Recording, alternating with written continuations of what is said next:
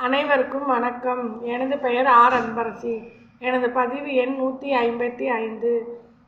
ஒரு ஊரில் ஒரு செல்வந்தர் இருந்தார். அவருக்கு அழகான மனைவி.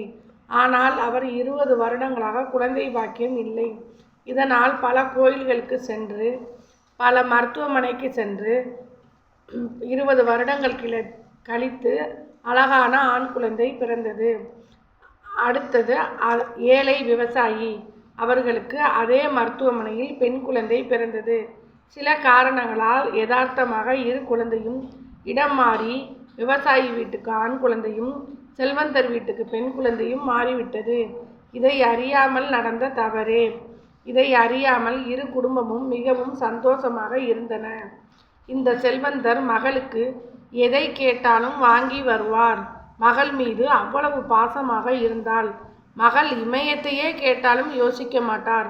அதே சூழ்நிலையில் இந்த விவசாயி மகனுக்கு கஷ்டம் என்றால் என்ன, எது நல்லது, எது கெட்டது, எது தர்மம், எது அதர்மம், எந்த சூழ்நிலையிலும் நாம் தர்மத்தை கடைபிடிக்க வேண்டும் என்று சுவாமி சிலை செதுக்கும் சிற்பி போல் அந்த மகனை செதுக்கினார். இப்படி இருக்கையில் நாட்கள் அழகாக நகர்ந்தன. நீங்கள் சொல்லுங்கள், செல்வந்தரின் மகன் கிடைக்கிறது நல்லதா அல்லது விவசாயியிடம் வளர்வது நல்லதா, பெண் குழந்தை விவசாயியிடம் வருவது நல்லதா என்று நீங்களே தீர்ப்பு சொல்லுங்கள். கதையின் ஆரம்பம் நான்.